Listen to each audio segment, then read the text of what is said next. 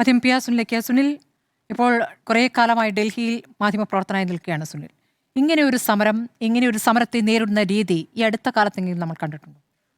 നമുക്ക് സമരങ്ങൾ ഒരുപാട് കണ്ടിട്ടുള്ള സ്ഥലമാണ് ഡൽഹി എന്ന് പറയുന്നത്. ആ സമരങ്ങൾ ഡൽഹിയുടെ രാഷ്ട്രീയത്തെ മാറ്റിയിട്ടുണ്ട്. ഡൽഹിയുടെ രാഷ്ട്രീയം എന്ന് പറയുമ്പോൾ ഇന്ത്യയുടെ രാഷ്ട്രീയത്തെ തന്നെ മാറ്റിയ സമരങ്ങൾ ഉണ്ടായിട്ടുണ്ട്.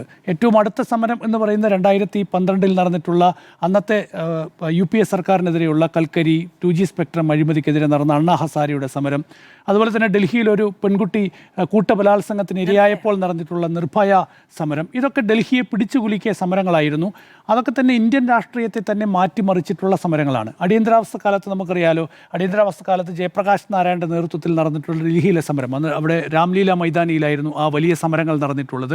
അന്ന് ആ സമരം നടന്ന ദിവസം ആ സമരത്തിൻ്റെ ശ്രദ്ധ തിരിക്കാനായി ഇന്ദിരാഗാന്ധി ചെയ്തത് ദൂരദർശനിൽ ബോബി എന്ന സിനിമ പ്രദർശിപ്പിക്കുകയായിരുന്നു. അപ്പോൾ അങ്ങനെയാണ് ആ സമരത്തെ അന്ന് അട്ടിമറിക്കാനുള്ള നീക്കം അന്ന് ഇന്ദിരാഗാന്ധിയൊക്കെ തന്നെ നടത്തിയത്. ഇന്നിപ്പോൾ നമ്മൾ കണ്ടത് ഒരു വലിയ സമരമാണ്. ആ വലിയ സമരം എന്ന് പറയുന്നത് ഒരു മിന്നൽ സമരം എന്നാണ് ഞാൻ നേരത്തെ പറഞ്ഞത്. അതിപ്പോഴും ആവർത്തിക്കുകയാണ്. ഇതൊരു മിന്നൽ സമരമായിരുന്നു. ഇന്ന് യഥാർത്ഥത്തിൽ ഇങ്ങനെയൊരു സമരം എന്നത് കോൺഗ്രസിൻ്റെ പദ്ധതിയിൽ ഇല്ലായിരുന്നു. ഇന്ന് മല്ലികാർജ്ജുൻ ഖാർഗെയുടെ ജന്മദിനമായിരുന്നു. അങ്ങനെയാണ് കോൺഗ്രസിൻ്റെ എല്ലാ പ്രധാനപ്പെട്ട നേതാക്കളും ഡൽഹിയിലെത്തിയത്. കേരളത്തിൻ്റെ മുഖ്യമന്ത്രി ഉണ്ടായിരുന്നു, കർണാടക മുഖ്യമന്ത്രി ഉണ്ടായിരുന്നു, ഹിമാചൽ പ്രദേശ് മുഖ്യമന്ത്രി ഉണ്ടായിരുന്നു, അതുപോലെ തന്നെ കോൺഗ്രസിൻ്റെ MP മാർ, കോൺഗ്രസിൻ്റെ പ്രധാനപ്പെട്ട നേതാക്കൾ, ഇവരെല്ലാവരും തന്നെ മല്ലികാർജ്ജുൻ ഖാർഗെയുടെ രാജാജി മാർഗിലെ വസതിയിലാണ് എത്തിയത്. ഈ രാജാജി മാർഗ് എന്ന് പറയുന്നത് പ്രധാനമന്ത്രിയുടെ വസതി സ്ഥിതി ചെയ്യുന്ന ലോക് കല്യാൺ മാർഗിൽ നിന്ന് ഏതാണ്ട് 1 കിലോമീറ്ററിൽ താഴെ ദൂരമേ ഉള്ളൂ, വളരെ അടുത്താണ്. അപ്പോൾ ഈ മല്ലികാർജ്ജുൻ ഖാർഗെയുടെ വസതിയിൽ ഈ വിരുന്ന് സൽക്കാരമൊക്കെ കഴിഞ്ഞ ശേഷം പെട്ടെന്ന് രാഹുൽ ഗാന്ധി തീരുമാനിക്കുകയാണ് നമ്മൾ മോദിയുടെ വസതിയിലേക്ക് മാർച്ച് നടത്തുകയാണ്. അതിൽ പ്രധാനപ്പെട്ട കാരണം എന്താണ്?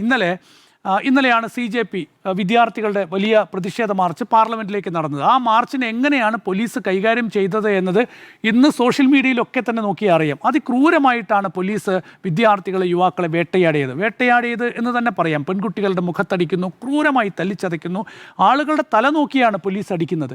അതായത് വിദ്യാർത്ഥികളാണ്, കോളേജിൽ പോകുന്ന വിദ്യാർത്ഥികളാണ്, അവരുടെ തല നോക്കിയാണ് പോലീസ് അടിക്കുന്നത്. തലയോട് പൊട്ടി നിരവധി കുട്ടികൾ ഡൽഹിയിലെ രാംലീല രാം മനോഹർ ലോഹ്യ ആശുപത്രിയിൽ കിടക്കുന്നുണ്ട്. തലയോട് പൊട്ടി ഗുരുതരാവസ്ഥയിൽ ഒരുപാട് വിദ്യാർത്ഥികൾ ആശുപത്രിയിൽ കിടക്കുകയാണ്. അങ്ങനെ അതിക്രൂരമായിട്ടാണ് മഫ്തി വേഷത്തിൽ, സിവിൽ വേഷത്തിൽ പോലീസ് ഇവർക്കിടയിലേക്ക് ചെന്ന് വലിയ മുളവടി കൊണ്ടാണ് അടിക്കുന്നത്. അതായത് ഒരു മനുഷ്യൻ്റെ ശരീരത്തിലേക്കാണ് അടിക്കുന്നത് വലിയ മുളവടി കൊണ്ട്.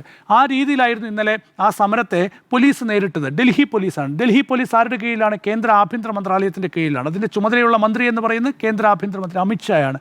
അപ്പോൾ അമിത്ഷായുടെ നിയന്ത്രണത്തിലുള്ള ഡൽഹി പോലീസാണ് ഈ സമരത്തെ ഈ രീതിയിൽ കൈകാര്യം ചെയ്തത്. അതാണ് ഇന്ന് പ്രതിപക്ഷ പാർട്ടികൾ പാർലമെൻറ്റിൽ ഉന്നയിക്കാൻ ശ്രമിച്ചത്.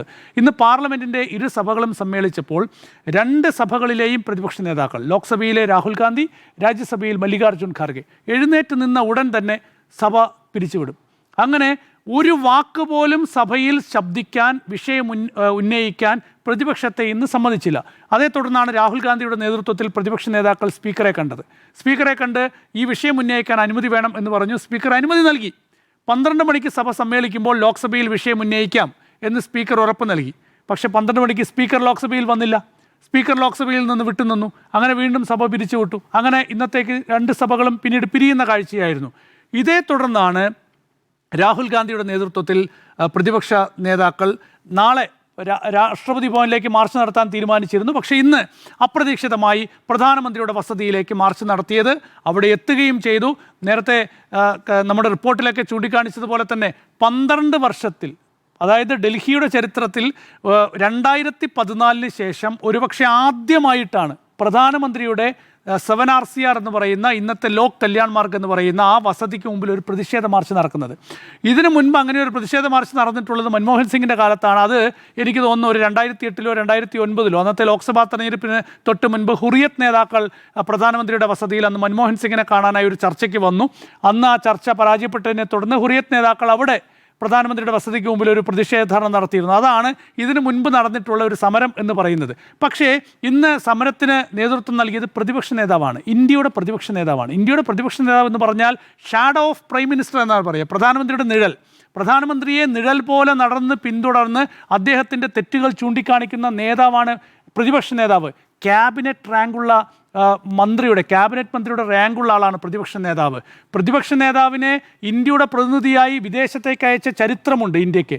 വാജ്പേയി പ്രധാനമന്ത്രിയായിരുന്ന സമയത്ത് അന്നത്തെ പ്രതിപക്ഷ നേതാവിനെയാണ് UN-ൽ സംസാരിക്കാൻ അയക്കുന്നത്. അപ്പം നമുക്കറിയാലോ, ആ നിലയിൽ പ്രതിപക്ഷ നേതാവ് എന്ന് പറയുന്നത് പ്രധാനമന്ത്രിക്ക് തുല്യമായി തന്നെ രാജ്യത്ത് കാണുന്ന ഒരു നേതാവാണ്. പ്രതിപക്ഷ നേതാവിനാണ് നമ്മൾ PAC-യുടെ ചുമതല കൊടുക്കുന്നത്, പബ്ലിക് അക്കൗണ്ട്സ് കമ്മിറ്റി. എന്തുകൊണ്ടാണ്? ഒരു കേന്ദ്ര സർക്കാരിൻ്റെ സാമ്പത്തിക ഇടപാടുകൾ മുഴുവൻ പരിശോധിക്കാനുള്ള പാർലമെന്ററി സ്റ്റാൻഡിംഗ് കമ്മിറ്റിയുടെ പബ്ലിക് അക്കൗണ്ട്സ് കമ്മിറ്റിയുടെ ചെയർമാൻ ആരാ? പ്രതിപക്ഷത്തിന്റെ നേതാവായിരിക്കും. അത് ഇപ്പോൾ KC വേണുഗോപാലാണ്. അപ്പോൾ പ്രതിപക്ഷത്തിനാണ് ആ ചുമതല. അതായത് സർക്കാരിനെ തിരുത്താൻ, സർക്കാരിൻ്റെ സാമ്പത്തിക കാര്യങ്ങളൊക്കെ പരിശോധിക്കാനുള്ള ചുമതല പ്രതിപക്ഷത്തിനാണ്. അപ്പോൾ നമ്മൾ കണക്കാക്കേണ്ടത് ആ നിലയിലാണ് ഇന്ത്യയിലെ പാർലമെൻറ്റിലെ പ്രതിപക്ഷത്തിന് ആ നിലയിൽ വലിയ സ്ഥാനമുണ്ട്. ആ നേതാക്കളാണ് ഇന്ന് പ്രധാനമന്ത്രിയുടെ വീടിന് മുമ്പിലെത്തിയത്. ഈ നേതാക്കളെ കണ്ടാൽ എന്ത് സംഭവിക്കും മോദിക്ക്? ഇപ്പോൾ രാഹുൽ ഗാന്ധി അവിടെ ആവശ്യപ്പെട്ടത് എന്താണ്? ഞങ്ങൾക്ക് പ്രധാനമന്ത്രിയെ കാണണം, പ്രധാനമന്ത്രിയെ കണ്ട് ചില ആവശ്യങ്ങൾ ഉന്നയിക്കാൻ ഞങ്ങൾ വന്നതാണ്. പ്രധാനമന്ത്രി പാർലമെൻറ്റിലില്ല, അതുകൊണ്ട് ഞങ്ങൾ പ്രധാനമന്ത്രിയുടെ വസതിയിലേക്ക് വരുന്നു. പ്രധാനമന്ത്രിയുടെ ഔദ്യോഗിക വസതിയിലേക്കാണ് വരുന്നത്. ഒരുപാട് പ്രതിപക്ഷ നേതാക്കൾ പ്രധാനമന്ത്രിമാരെ കാണാൻ പ്രധാനമന്ത്രിയുടെ ഔദ്യോഗിക വസതിയിൽ പോയിട്ടുണ്ട്. ഇതേ വസതിയിൽ പോയിട്ടുണ്ട്. മൻമോഹൻ സിംഗ് പ്രധാനമന്ത്രിയായിരുന്ന സമയത്ത് അന്നത്തെ പ്രതിപക്ഷ നേതാവായിരുന്ന സുഷമ സ്വരാജ്, അതിനു മുൻപ് പ്രതിപക്ഷ നേതാവായിരുന്ന LK അദ്വാനിയെ പോലുള്ള നേതാക്കൾ, അതിനു മുൻപ് പ്രധാനമന്ത്രിമാരായിരുന്ന ഏതൊക്കെ പ്രധാനമന്ത്രിമാരായിട്ടുണ്ട് അവരെയൊക്കെ കാണാൻ ആ കാലത്തെ പ്രതിപക്ഷ നേതാക്കൾ പ്രധാനമന്ത്രിമാരുടെ വസതിയിൽ പോകാറുണ്ട്, കാണാറുണ്ട്, വിഷയങ്ങൾ ഉന്നയിക്കാറുണ്ട്, വിഷയങ്ങൾ ചൂണ്ടിക്കാണിക്കാറുണ്ട്. രാഹുൽ ഗാന്ധി ഇന്ത്യയുടെ പ്രധാനമന്ത്രിയാണ്, പ്രതിപക്ഷ നേതാവാണ് പ്രധാനമന്ത്രിയുടെ വസതിയിലേക്ക് എത്തുന്നത്. എന്താണ് സംഭവിക്കുക ഈ പ്രതിപക്ഷ നേതാവിനെ കണ്ടാൽ? ഇവർ ആക്രമിക്കാൻ വന്നതല്ലല്ലോ, പ്രധാനമന്ത്രിയെ അപകടപ്പെടുത്താൻ വന്നതല്ലല്ലോ, അതീവ സുരക്ഷാ മേഖല എന്നാണല്ലോ പറയുന്നത്. ഇവരൊക്കെ അതീവ സുരക്ഷാ വലയത്തിനകത്ത് പോകുന്ന ആളുകൾ തന്നെയാണ് രാഹുൽ ഗാന്ധി. രാഹുൽ ഗാന്ധിക്ക് Z കാറ്റഗറി സുരക്ഷയുണ്ട്. ആ സുരക്ഷയുള്ള നേതാവ് തന്നെയാണ് രാഹുൽ ഗാന്ധി. അപ്പോൾ ഇന്ത്യയുടെ പ്രതിപക്ഷ നേതാവ് വരികയാണ് പ്രധാനമന്ത്രിയുടെ വസതിക്ക് മുമ്പിലേക്ക്. എന്തുകൊണ്ടാണ് ഇന്ത്യയുടെ പ്രധാനമന്ത്രിക്ക് പ്രതിപക്ഷ നേതാവിനെ കാണാൻ കഴിയാത്തത്? കഴിഞ്ഞ 12 വർഷത്തിൽ ഒരു തവണയെങ്കിലും ഇന്ത്യയിലെ പ്രതിപക്ഷ നേതാവിന് പ്രധാനമന്ത്രിയുടെ വസതിയിലെത്തി അദ്ദേഹത്തെ കാണാൻ സാധിച്ചിട്ടുണ്ട്. നോക്കൂ, പ്രധാനമന്ത്രിയുടെ വസതിക്ക് സമീപത്തേക്ക് പോകാൻ തന്നെ പറ്റില്ല. ആ രീതിയിലാണ് നിലവിലെ സുരക്ഷ എന്ന് പറയുന്നത്. ഏതായാലും ആ സുരക്ഷയെല്ലാം മറികടന്നുകൊണ്ട് ഇന്ത്യയിലെ പ്രതിപക്ഷ നേതാക്കൾക്ക് അവിടെ എത്താൻ കഴിഞ്ഞു. ഇങ്ങനെയൊരു സമരം മുന്നോട്ട് വെക്കാൻ കഴിഞ്ഞു. ആ സമരം എന്ന് പറയുന്നത് ഇന്ത്യൻ ജനാധിപത്യ ചരിത്രത്തിലെ വലിയ രാഷ്ട്രീയ സന്ദേശം തന്നെയാണ്. ആ സമരം കോൺഗ്രസ് ഏറ്റെടുത്തിരിക്കുകയാണ്. പക്ഷേ ആ സമരത്തെ ഇന്ന് ഡൽഹി പോലീസ് കൈകാര്യം ചെയ്ത രീതി എന്ന് പറയുന്നത് തീർച്ചയായും അടിയന്തരാവസ്ഥ കാലത്ത് ഒരുപാട് പ്രതിപക്ഷ നേതാക്കളെ അറസ്റ്റ് ചെയ്തിട്ടുണ്ട്. അത് LK അദ്വാനി ഉൾപ്പെടെയുള്ളവരെ, അതുപോലെ മറ്റ് സോഷ്യലിസ്റ്റ് പാർട്ടികളുടെ നേതാക്കളെ എല്ലാവരെയും അറസ്റ്റ് ചെയ്ത് ഇതുപോലെ ജയിലിൽ അടച്ചിട്ടുണ്ട്. പക്ഷേ ഇതുപോലെയൊന്നും ആയിരുന്നില്ല. വലിച്ചിഴച്ച് അതിക്രൂരമായി ഡൽഹിയിൽ പ്രധാനമന്ത്രിയെ കാണാനെത്തിയ പ്രതിപക്ഷ നേതാവിനെ അറസ്റ്റ് ചെയ്യുന്ന രീതിയൊന്നും ഇതിനു മുൻപ് ഇന്ത്യൻ ചരിത്രം കണ്ടിട്ടില്ല. ഇന്ത്യയിലെ സ്വതന്ത്ര ഇന്ത്യയുടെ ചരിത്രം കണ്ടിട്ടില്ല, രാഷ്ട്രീയ ചരിത്രം കണ്ടിട്ടില്ല. ആ നിലയിൽ അതിക്രൂരമായിട്ടാണ് ഈ നേതാക്കളെ കൈകാര്യം ചെയ്തത്. അവരെന്ത് അപകടം ഉണ്ടാക്കാൻ അവിടെ വന്നത്? എന്ത് അപകടമാണ് ഇവരവിടെ ഉണ്ടാക്കാൻ പോകുന്നത്? ഇന്ത്യയിലെ പ്രധാനമന്ത്രിക്ക് അവരെ കണ്ട് അവരുടെ ഭാഗം കേൾക്കുന്നതിന് എന്താണ് കുഴപ്പമെന്ന് അപ്പോൾ ഭയമാണ്. ഇതിനോട് നേരിട്ട് പ്രതികരിക്കാൻ ഇപ്പോഴും കേന്ദ്ര സർക്കാർ ഭയപ്പെടുകയാണ്.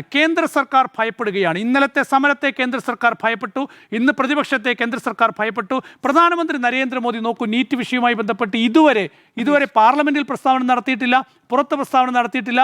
ഇന്ന് ഇന്ത്യ സഖ്യം യോഗത്തിൽ വന്നിട്ട് പറയുകയാണ് ഇതിൽ ശക്തമായ NDA യോഗത്തിൽ വന്ന് പറയുകയാണ് ഇന്ന് ശക്തമായ നടപടിയെടുക്കും, ഇനി ഇത് ആവർത്തിക്കില്ല. അത് അവിടെയല്ല പറയേണ്ടത്, ഈ രാജ്യത്തോട് പറയണം, ഇന്ത്യയോട് പറയണം, പാർലമെന്റിൽ വന്ന് പ്രധാനമന്ത്രി പറയണം ഈ വിഷയത്തിൽ എന്ത് നടപടിയെടുക്കും എന്നത്. കേന്ദ്ര വിദ്യാഭ്യാസ മന്ത്രിക്ക് എന്ത് ഉത്തരവാദിത്തമാണുള്ളത്? അദ്ദേഹത്തിൻ്റെ കീഴിലാണല്ലോ എല്ലാം ഉള്ളത്. എന്തുകൊണ്ടാണ് കേന്ദ്ര വിദ്യാഭ്യാസ മന്ത്രി രാജിവെക്കണം എന്ന ആവശ്യത്തിൽ കൃത്യമായൊരു വിശദീകരണം നൽകാൻ കേന്ദ്ര സർക്കാരിന് സാധിക്കാത്തത്? അതുകൊണ്ട് ഞാൻ ഇപ്പോഴും മനസ്സിലാക്കുന്നത് കേന്ദ്ര സർക്കാർ ഭയപ്പെടുകയാണ്. അത് ഇന്നലത്തെ സമരത്തെ ഇനി വരാനിരിക്കുന്ന സമരങ്ങളെ.